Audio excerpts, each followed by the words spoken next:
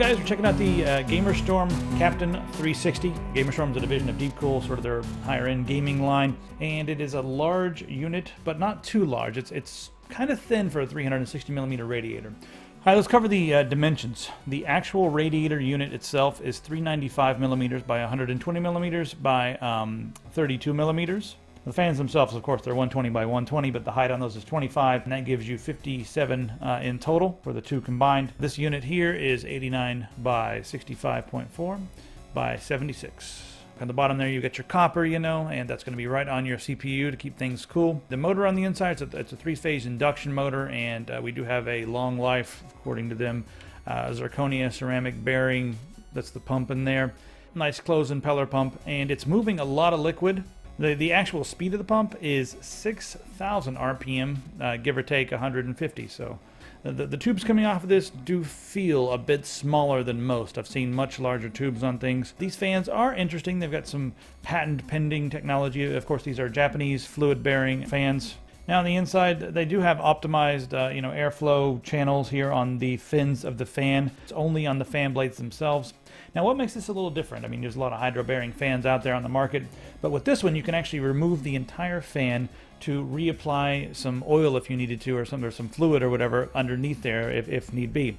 Also, these things, while they're on, are completely sealed from the bottom. A lot of times when fans are moving, you get like dust and stuff in there. They say they're sealed from dust or oil or water, which I don't know how the hell you get water in there, but it is cool that you can take this off and maybe apply more oil to make the lifespan even longer. They're saying that these should last about 100,000 hours and that the pump itself should last about 120,000 hours. Can't test that kind of stuff. I don't know.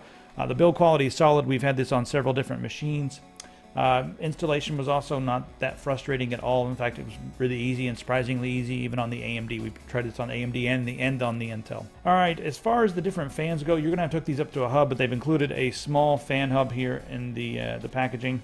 So you got all three of your fans, and there's a room for a fourth fan to be plugged into this hub. And this plugs into CPU fan 1, and then all your fans coming out of the fan hub here plug into the optional CPU fan.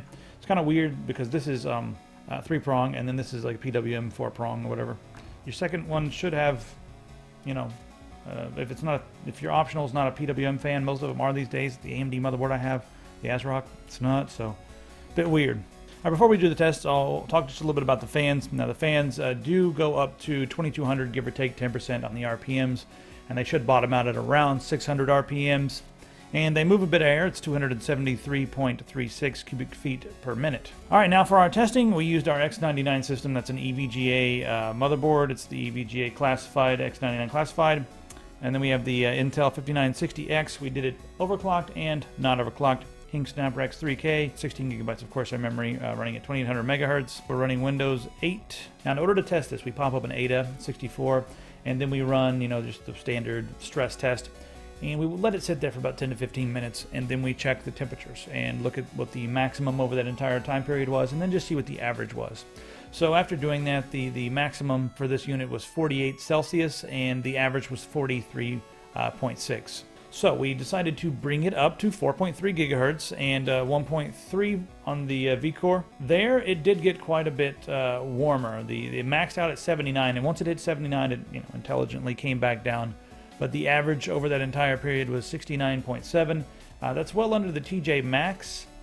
We did decide to do our decibel test or our fan noise test at the overclock, because if you get something like this, you're getting a 360mm radiator. You're not going to run stock clock unless you're absolutely crazy. If you're going to run stock clock, you're probably just going to go get like a, if you spend this kind of money, you should go get something silent, put it in there, and let it run all day. Anyway, the noise on this, once you had this in a system and on a desk, it's just under 50 decibels, again, at full load. Now, I did expect the performance on this to be a little better than it was, seeing as, it's a 360mm radiator. This is kind of in the range of a lot of the 240mm radiators I've seen. It's slightly better than most of those. But when you compare this to like the Corsair H105 with overclock, the H105 kind of edges it out a little bit. We reseated it a couple times to just see if it could get any cooler, but it's not really that much cooler than the 240mm units out there. It does do a decent job of keeping things cool, so I cannot object to this at all.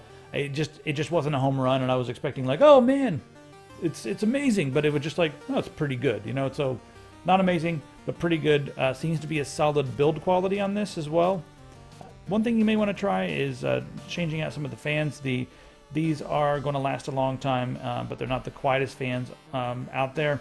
Even with the channels on the fins, there are quieter fans out there. And I believe even DeepCool might make some quieter fans. Maybe not at this high of an RPM, but you can't find them. Anyway, that's the GamerStorm Captain 360. If any of you guys out there are going to get one of these, please send in some pictures. I want to see this in your system. It does have a cool aesthetic, so if it matches your maybe red and black components or whatever, it could be a decent way to go. So send in some pictures and it'd be kind of cool. Also, thanks to all our tech support members. You guys are keeping us alive, and be sure to click on all the links on the side over there.